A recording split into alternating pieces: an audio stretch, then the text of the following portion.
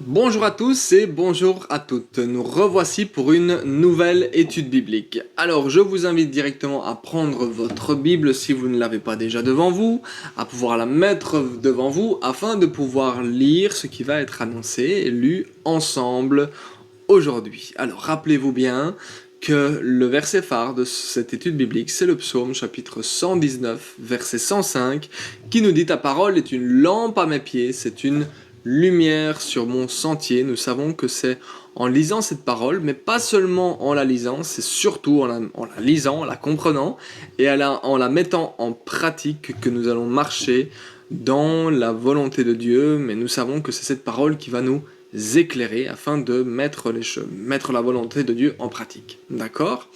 Nous reprenons cette fois-ci à Romains au chapitre 6 qui continue directement à la suite du chapitre 5, c'est-à-dire que nous avons clôturé en gros le chapitre 5 la fois passée avec l'idée de la justification la fois passée. Et là, nous arrivons à peu près dans un autre sujet, ou en tout cas dans une autre manière de fonctionner. Et nous allons voir dans le Romains chapitre 6 que l'apôtre Paul va directement commencer avec une question qui va concerner ce que nous avons vu la fois passée. Donc si vous ne l'avez pas vu, allez revoir les vidéos des mois passés. Mais nous allons voir qu'il va poser directement une question qui va concerner ce qu'il vient d'annoncer. Et il va fonctionner de cette manière dans les quelques prochains chapitres également, afin de répondre aux questions que peut-être certains se posaient à l'époque, mais surtout pour la raison principale de ne pas laisser de zone d'ombre, de ne pas laisser de questions non répondues, de choses où on pourrait se poser certaines questions en disant peut-être je devrais agir ainsi, peut-être je devrais agir autrement. Non, il veut vraiment clarifier les choses et nous nous doutons bien que pendant toutes les années d'expérience qu'il a eues, de prédication, de voyage, il a certainement été confronté à beaucoup de questions qui ont été posées. Et ce qui est intéressant, c'est que quand nous lisons les questions notamment la question que nous allons lire ensemble juste après, nous voyons que ces questions qu'il va poser afin de clarifier les choses, eh bien, correspondent souvent à des questions qu'on nous pose encore aujourd'hui, à l'heure actuelle, que les gens peuvent nous poser lorsque nous parlons de la foi, lorsque nous parlons de Christ, lorsque nous parlons de la Bible, etc., eh bien, ils peuvent nous poser ce genre de questions. Donc ça peut tout à fait nous aider dans les réponses que nous allons offrir, mais le but principal, c'est surtout de clarifier les choses afin d'éviter les mauvaises pensées, les mauvais enseignements, les mauvaises doctrines, et pour éviter qu'on aille dans tous les sens et que le lecteur, si c'est nous ou l'auditeur à l'époque, eh bien, se canalise en comprenant bien les choses et en comprenant bien ce qui vient d'être expliqué dans les chapitres précédents. Alors cette première question, parce qu'on va démarrer logiquement directement avec le premier verset, la première question qui va être analysée aujourd'hui, on va s'arrêter à cette première question aujourd'hui, donc elle va être expliquée et analysée en 3 points différents, d'accord, que nous allons retrouver, et vous remarquerez que c'est souvent le cas, que nous allons retrouver sous la forme de 3 paragraphes bien différents, chaque fois avec une idée propre afin d'avancer dans le raisonnement. C'est souvent de cette manière-là que l'apôtre Paul fonctionne, ou a pu, en tout cas sous l'inspiration de l'esprit, la manière dont il a pu construire les explications, eh bien c'est très souvent avec cette logique et ce raisonnement derrière. Et donc nous allons lire aujourd'hui, si vous voulez mettre pause sur la vidéo et lire avant de pouvoir commencer les explications ensemble, nous allons lire du verset 1, donc Romains chapitre 1, jusqu'au verset 14, d'accord? Donc nous allons lire du 1 au 14. Et nous allons voir les fameux 3 points dont je vous parlais. Donc les 3 paragraphes, donc du verset 1 au verset 14, c'est divisé en 3 paragraphes. Le premier paragraphe, c'est du verset 1 au verset 7, avec une idée véhiculée. Le deuxième paragraphe, c'est du verset 8 au verset 11, avec une autre idée véhiculée. Et ensuite, du verset 12 au verset 14, nous avons une conclusion, ou en tout cas une mise en pratique, ou une logique, une conclusion, sur les 2 premiers points qui ont été expliqués dans les 2 premiers paragraphes. D'accord? Donc vous voyez un raisonnement logique qui est expliqué ici. Et donc nous pouvons commencer directement avec le verset 1, à le lire ensemble. Que dirons-nous donc ? Allons-nous persister dans le péché afin que la grâce se multiplie ? Certainement pas. Nous qui sommes morts pour le péché, comment pourrions-nous encore vivre dans le péché? Ignorez-vous que nous tous qui avons été baptisés en Jésus-Christ, c'est en sa mort que nous avons été baptisés? Par le baptême en sa mort, nous avons donc été ensevelis avec lui, afin que, comme Christ est ressuscité par la gloire du Père, de même nous aussi, nous menions une vie nouvelle. En effet, si nous avons été unis à lui par une mort semblable à la sienne, nous le serons aussi par une résurrection semblable à la sienne. Nous savons que notre vieil homme a été crucifié avec lui, afin que le corps du péché soit réduit à l'impuissance, et qu'ainsi, nous ne soyons plus esclaves du péché. En effet, celui qui est mort est libéré du péché. Voilà le premier paragraphe qui est donné. Et ce premier paragraphe, il est directement en connexion, la question qui est posée est directement en connexion avec la fin du chapitre précédent. La question qui est posée est principalement connectée au verset 20, le chapitre 5, verset 20, qui nous dit « L'intervention de la loi a entraîné la multiplication des fautes, mais là où le péché s'est multiplié, la grâce a surabondé. » Donc il y a cette idée de le péché qui se multiplie, et la grâce qui surabonde encore, qui couvre encore davantage la multiplication de péchés. Et la question qui est posée, que nous pourrions paraphraser ou comprendre d'une autre manière, c'est « Eh bien, pourquoi ne pas rendre service à Dieu afin de le glorifier en continuant à pécher pour qu'il puisse démontrer sa grâce ?» D'accord ? Autrement dit, on ferait une faveur à l'Éternel en continuant à pécher afin que lui puisse démontrer sa grâce. D'accord ? On voit que c'est un peu tordu comme raisonnement, mais c'est pour certains la question qui peuvent se poser, et c'est la question qui est posée ici. Ou alors on pourrait le véhiculer un peu différemment, ou le comprendre un peu différemment, vu que Dieu a tout pardonné et a tout payé, et que nous sommes maintenant dans la grâce et sous la grâce, eh bien on peut continuer à faire ce qu'on veut. C'est ce qu'il dit, nous qui sommes morts, certainement pas, allons-nous persister dans le péché afin que la grâce se multiplie. Eh bien, c'est effectivement donc ce genre de questions auxquelles on pourrait être confronté aujourd'hui lorsque nous parlons de la bonne nouvelle, hein, d'accord ? Et c'est justement là l'idée à abattre, et c'est pour ça que la question est posée, la question est écrite de cette manière-là.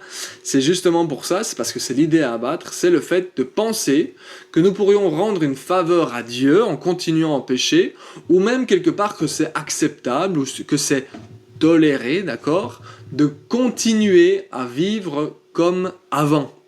Donc, on est sous la grâce, on a reconnu Jésus comme Sauveur et Seigneur, on est né de nouveau, et puis on dit, bah maintenant, voilà, tout est fait, je suis sous la grâce, je peux continuer à vivre n'importe comment, comme avant, j'ai pas besoin de changer. C'est en gros l'idée, d'accord ? Eh bien, la parole est claire. Regardez la réponse au verset 2, il dit « certainement pas ».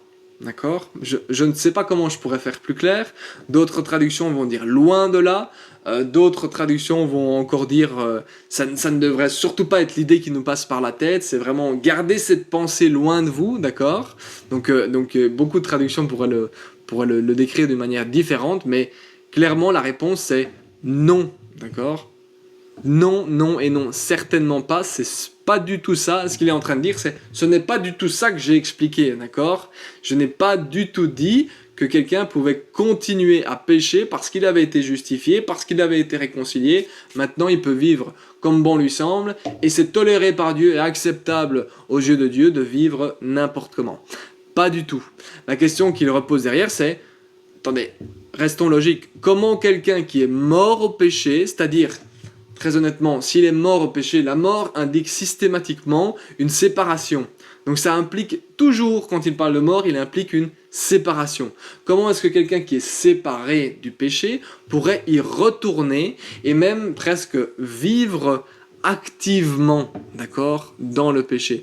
Comment pourrions-nous encore vivre dans le péché ? Donc il parle d'une vie active, d'accord ? Il ne parle pas de fait de « Ah, j'ai pas fait exprès, j'ai péché ». Non, c'est de clairement vivre volontairement dans le péché. Non, même vivre activement dedans, c'est impossible, d'accord ? C'est pas du tout ce qui est acceptable et tolérable aux yeux de Dieu. Et clairement, les choses indiquent un changement. Cette justification, cette réconciliation va amener, ou devrait amener en tout cas, un changement. C'est ce que nous voyons aussi aujourd'hui, c'est ce sur quoi nous allons assister aujourd'hui.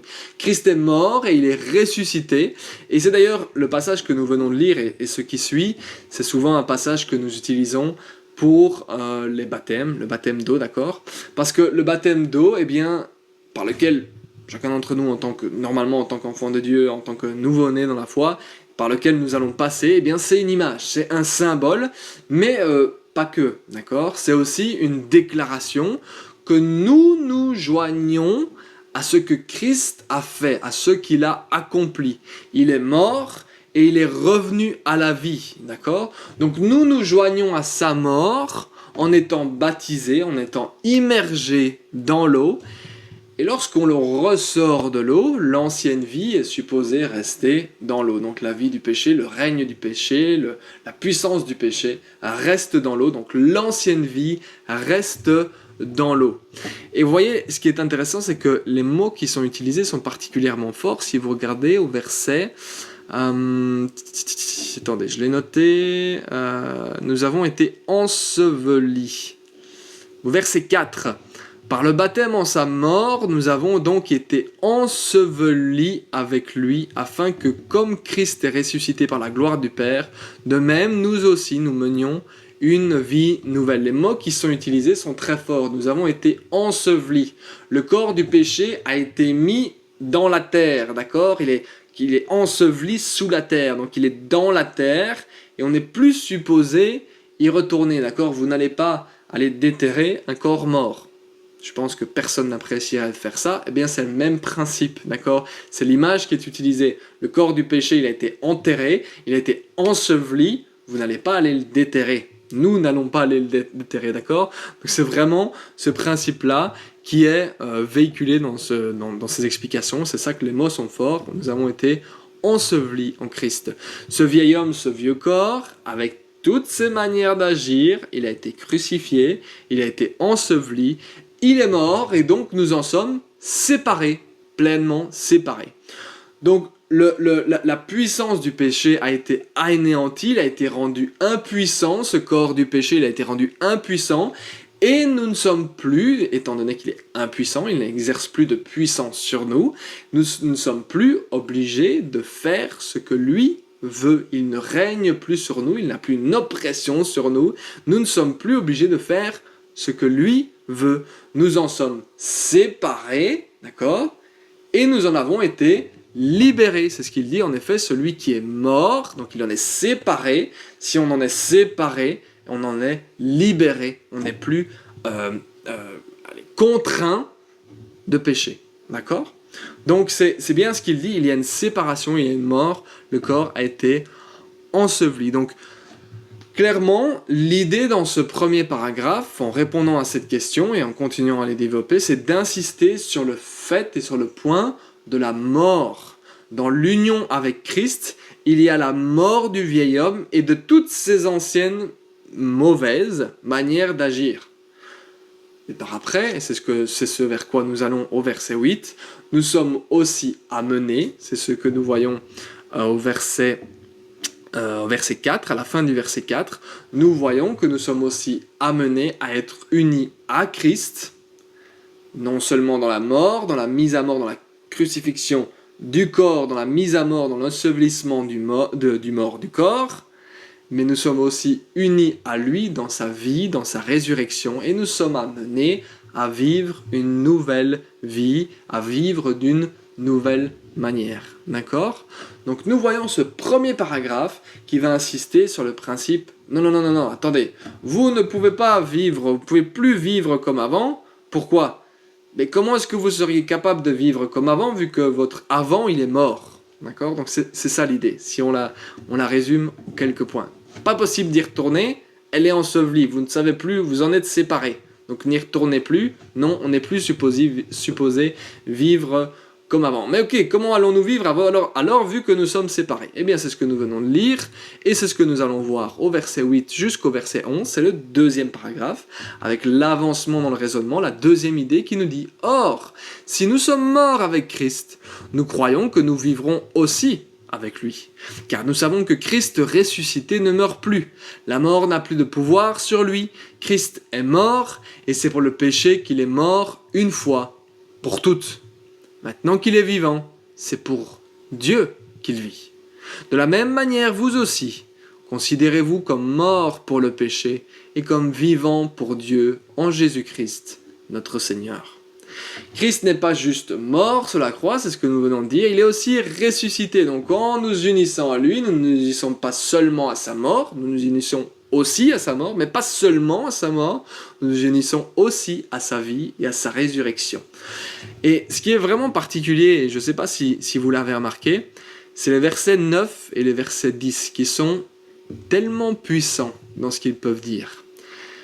Il faut savoir que certaines pensées, certaines philosophies, déjà à l'époque des apôtres auxquelles ils étaient confrontés, pourraient nous faire croire qu'il y a besoin de sacrifices supplémentaires, que des efforts doivent être faits pour être justifiés, pour gagner le salut. Et sachez-le, déjà à l'époque, ils étaient confrontés à l'idée, et certains philosophes, certaines pensées, certains enseignements annonçaient que le sacrifice de Christ n'était pas suffisant, d'accord ? Eh bien, c'est une des raisons pour lesquelles ces deux versets sont placés là et sont particulièrement puissants. Pourquoi ? Parce que les enseignements étaient véhiculés de cette manière-là, et même les enseignements peut-être judaïsants de l'époque. Pourquoi ? Parce que dans l'Ancienne Alliance, eh bien, les sacrifices étaient faits régulièrement, et donc ils devaient être régulièrement parce que c'était pas des sacrifices parfaits, d'accord ? Mais là, il montre bien que le sacrifice est parfait. Les versets que nous voyons, le verset 9 et le verset 10, qui nous disent « Car nous savons que Christ ressuscité, entendez bien ça, ne meurt plus. La mort n'a plus de pouvoir sur lui. Christ est mort, c'est pour le péché qu'il est mort une fois pour toutes. » Ces versets nous montrent la puissance extraordinaire du sacrifice de Christ, mais aussi sa durée, d'accord ? C'est-à-dire que il n'a pas seulement payé pour les péchés passés, qui ont été commis durant notre vie, mais encore avant, dans toute l'histoire, mais il a aussi payé pour tous les péchés après, et pour l'éternité. Il n'a besoin de mourir qu'une fois pour toutes. Il l'a fait, et c'est suffisant pour couvrir, pour payer le prix, pour tous les péchés de l'humanité. C'est une fois pour toutes, pour ceux, évidemment, qui se tournent vers lui et qui se repentent, bien entendu. Tout a absolument été accompli et rien ne doit être ajouté. Donc il n'y a plus de sacrifice à faire. C'est lui qui a payé pour le péché. D'accord ? Donc la valeur de ce sacrifice est tout à fait éternelle.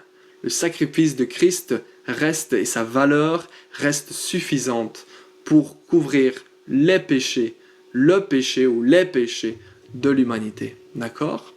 Donc nous voyons ces versets qui sont particulièrement puissants et sur lesquels nous pouvons nous tenir en disant si, le sacrifice de Christ est suffisant. Il a payé pour mes péchés, pour tous mes péchés, tous y compris. D'accord ? Et il est suffisant. Son sacrifice à lui paye pour les péchés de toute l'humanité. D'accord ? Et nous voyons que pour continuer, nous voyons que cette nouvelle vie, lorsque nous restons sur le verset 10, j'avais ouvert une parenthèse sur ces deux versets, je la ferme, lorsque nous voyons sur ce verset 10, cette nouvelle vie, eh bien, il a un nouveau règne et il a un nouveau but, d'accord ? Fini la marche active dans le péché, maintenant, cette nouvelle vie, elle est pour Dieu. Vous voyez bien ce qu'il est marqué. Au verset 10, il dit « Christ est mort ». C'est pour le péché qu'il est mort une fois pour toutes. Péché passé.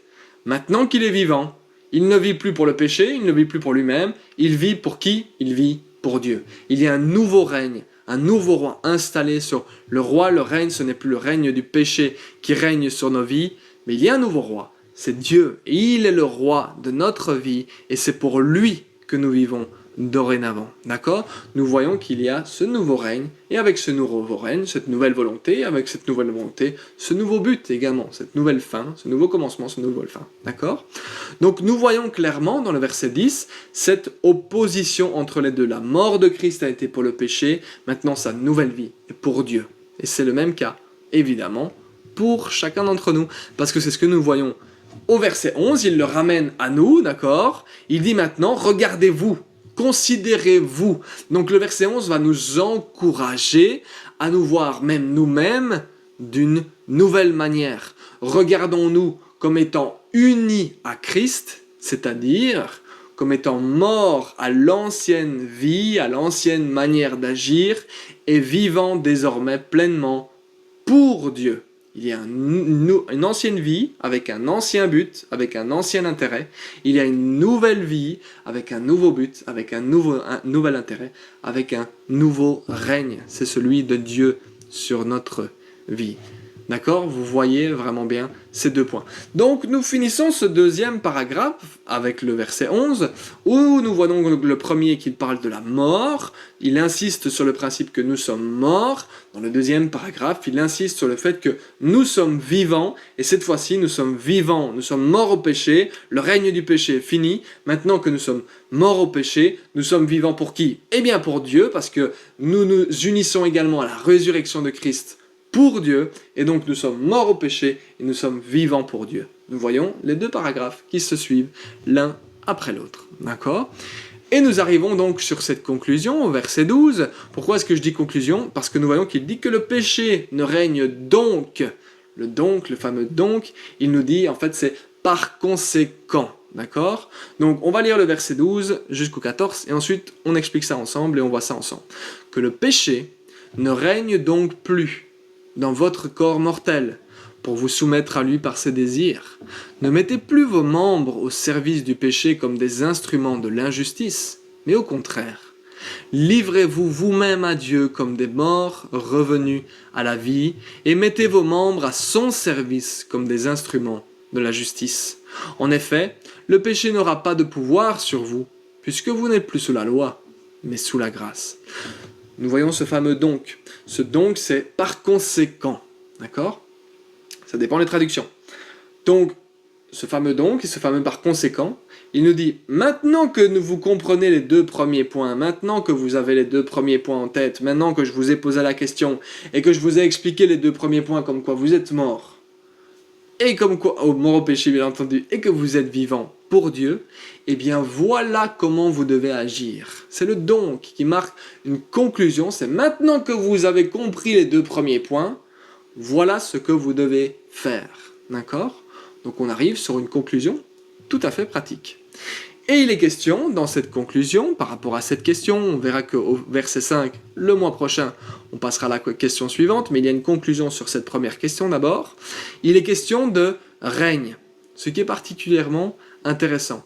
Pourquoi? Parce que nous savons qu'il y a le règne de Dieu, c'est ce qu'on peut lire dans la prière que Jésus formule en nous disant comment prier, lorsqu'il nous donne le schéma de la prière du Notre Père, il nous dit que ton règne vienne. Nous savons donc qu'il y a le règne de Dieu, mais nous voyons aussi dans le verset 12 qu'il y a le règne du péché. Le péché régnait, il était le roi de notre vie auparavant, d'accord, avant que Christ rentre dans notre vie et prenne et que nous lui donnions la place de roi, eh bien celui qui était roi, c'était le péché qui nous contraignait d'agir selon ses désirs, d'accord?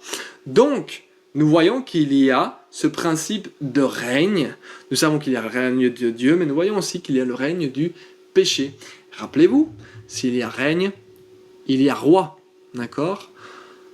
Nous pouvons donc garder comme roi sur nos vies soit le péché, ou nous pouvons choisir comme roi sur nos vies Dieu, d'accord? Donc il y a cette idée de règne. Et nous voyons qu'au verset 13, effectivement, cela continue cette idée. Pourquoi? Parce qu'il dit ne mettez plus vos membres au service. Ben oui, quand il y a un roi, on se met à son service, d'accord? Il y a cette idée de servir, que nous mettions notre corps au service du roi de notre nouvelle vie, c'est-à-dire Dieu. D'accord? Donc nous voyons maintenant, vous avez compris que vous êtes mort au péché, vous avez compris que vous êtes vivant pour Dieu. Maintenant, ne laissez plus le péché régner, donc battez-vous contre le péché, ne le laissez plus essayer de prendre possession de vous, ou en tout cas vous influencer ou vous attirer dans vos anciennes manières d'agir. On dira plutôt ça de cette manière-là plutôt que de parler de possession. Donc vraiment, qu'il ne règne plus, qu'il n'ait plus la place qu'il avait avant, ne le laissez plus prendre la place qu'il avait avant. C'est bien ce qui est véhiculé. Ne le laissez plus prendre la place dans votre corps mortel pour vous soumettre à lui par ses désirs. Vous voyez, le péché et ses désirs. Donc le péché en nous avait des désirs, ses propres désirs à lui, et avant, étant donné qu'il était le roi, nous suivions ce que nous pensions être nos désirs, mais en fait c'était ses désirs au péché. D'accord? Donc, c'est bien ce qu'il nous montre. Il y a cet aspect de règne, cet aspect de service. Nous nous mettons au service du roi de notre nouvelle vie, c'est-à-dire Dieu. Et il y a ensuite cette idée également, il y a roi, il y a service, il y a également combat, d'accord, entre les deux règnes. Il y a un combat, il n'y a pas de zone neutre, il y a un roi ou un autre. On en choisit le premier ou on choisit le deuxième. Il n'y a pas de zone neutre, d'accord? Donc, il y a cette idée de combat. Pourquoi est-ce qu'il y a cette idée de combat? Parce que nous voyons au verset 13, « Ne mettez plus ». Vous entendez le « plus », vous le faisiez avant et vous aviez ces habitudes. Maintenant, ne le faites plus. Combattez contre vous-même, combattez contre le règne du péché, ne le laissez plus faire. Ne mettez plus vos membres au service du péché. Ne le faites plus, battez-vous contre vous-même afin que ça n'arrive plus. D'accord? Ne le laissez plus. Le péché a exercé son pouvoir sur vous et ne le laissez plus exercer son pouvoir sur vous et régner comme avant sur vous. Il a été vaincu, clairement, c'est ce que nous voyons, il a été crucifié, notre corps du péché, il est enseveli, donc il a été vaincu, battez-vous pour qu'il ne reprenne pas le dessus, d'accord? N'agissez plus comme avant. D'accord? Donc c'est vraiment important ces passages-là. Et nous voyons justement, il dit, mais au contraire, mettez dorénavant, apprenez, d'accord, à mettre vos membres comme des instruments, donc mettez votre corps comme un instrument au service de votre nouveau roi. Parce que le premier roi, lui, il était dans l'injustice. Le nouveau roi, c'est-à-dire Dieu, celui que vous voulez qu'il soit le roi de votre vie, eh bien celui-là, pour lui, mettez vos membres à son service comme des instruments de justice, d'accord? Et enfin le verset 14, nous voyons que nous ne sommes plus sous la condamnation de la loi.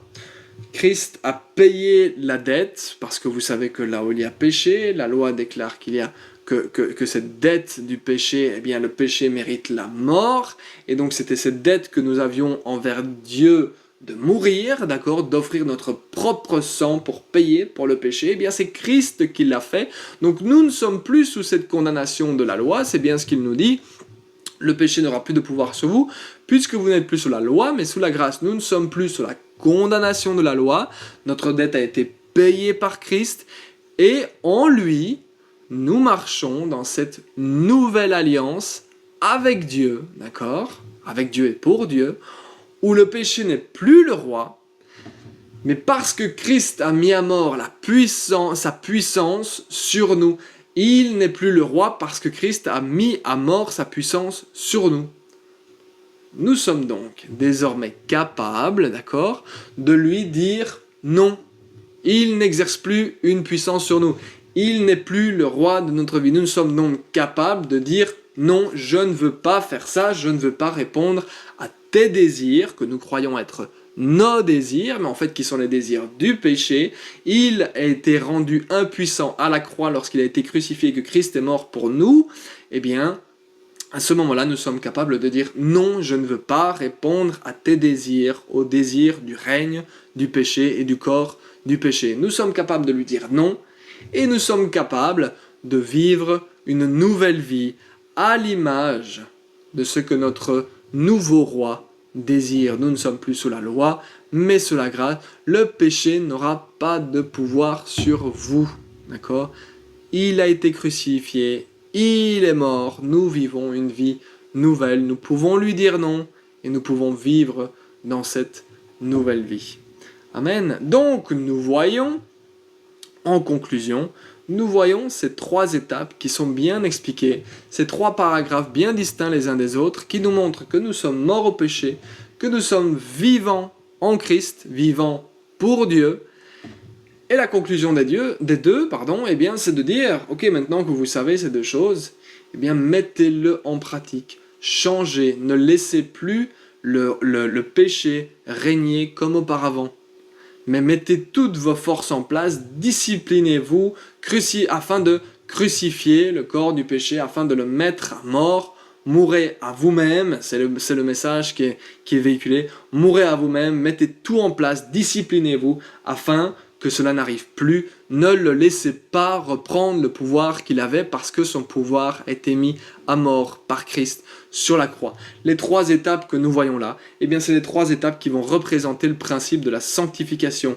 Mourir à soi-même, vivre pour Dieu, ne plus le laisser faire, d'accord? Donc on voit qu'il y a cette connaissance, ce savoir, les 2 premiers points, c'est on pourrait presque dire de la théorie, d'accord? Nous savons que nous sommes morts au péché, nous savons que nous vivons pour Dieu. Maintenant que nous savons ça, ne le laissons plus faire, mais vivons et apprenons à vivre pour Dieu. Apprenons en apprenant de l'Esprit, en mettant la parole en pratique, comme on a pu le dire tout à l'heure, en étudiant la parole, en recherchant le Seigneur, en nous laissant instruire par l'Esprit au travers de tout ce qu'il peut nous véhiculer au travers de sa parole, au travers de l'Église, au travers des serviteurs, au travers des expériences, etc.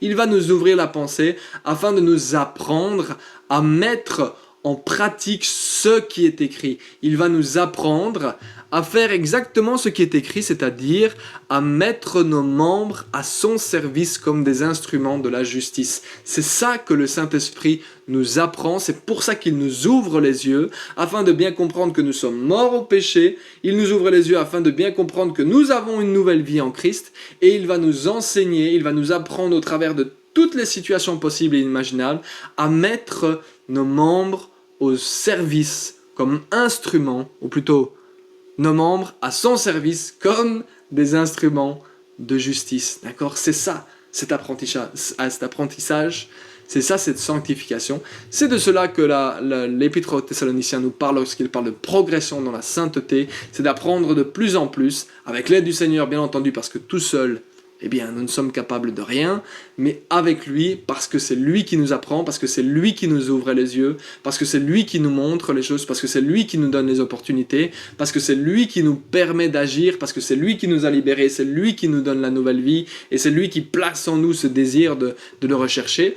Eh bien, grâce à lui, nous apprenons à mettre nos membres à son service comme des instruments de justice. Vous voyez le principe de la sanctification. Vous voyez, ce sont des grands mots qui sont utilisés. Nous avons parlé de la réconciliation, nous avons parlé de la justification, nous parlons de la sanctification cette fois-ci. Être réconcilié, être justifié, être sanctifié, grandir dans la sanctification.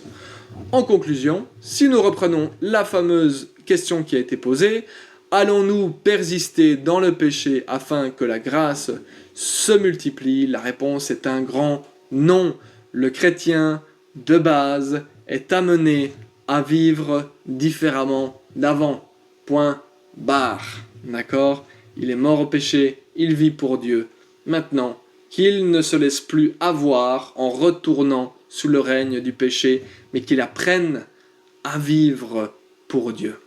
Il est donc amené à changer. Il n'est pas amené à rester dans le péché ou à faire une faveur à Dieu pour que Dieu démontre sa grâce. Non, Dieu va démontrer sa grâce, il va se glorifier parce que l'enfant de Dieu va progresser dans la sainteté, il va apprendre de Dieu, il va apprendre à l'aide du Saint-Esprit à se mettre au service, à mettre tout son corps au service de la justice.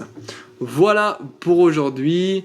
Nous allons clôturer par la prière. N'hésitez pas, si vous avez des questions par rapport à ce qui peut être dit, n'hésitez pas, je pense que Ronnie met suffisamment mon adresse email, donc si vous avez une question, envoyez-la par adresse email. Sinon, à l'église le vendredi soir, dans les réunions de partage le vendredi soir plutôt. N'hésitez pas à poser des questions si quelque chose n'a pas été compris pour cette étude biblique. On clôture par la prière. Seigneur, te remercier parce qu'en effet c'est toi qui nous expliques, c'est toi qui nous enseignes, c'est toi qui nous fais grandir. Alors te remercier pour ce privilège que nous avons de pouvoir être appelés enfants de Dieu. Te remercier parce que c'est ta grâce qui nous fait grandir. Et Seigneur, te remercier pour ce principe qui a pu être expliqué aujourd'hui, parce que tu nous développes les choses, tu nous les enseignes, tu nous les apprends, afin que nous apprenions de toi. Alors merci Seigneur éternel, pour chacun de mes frères et sœurs qui ont pu regarder cette vidéo. Merci Seigneur pour les yeux qui se sont ouverts, les oreilles qui se sont ouvertes, les cœurs qui se sont ouverts à ta parole, afin de la mettre en pratique. Glorifie ton saint nom, au nom précieux de Jésus-Christ. Amen. Voilà, c'est terminé pour aujourd'hui. À la prochaine. Au revoir.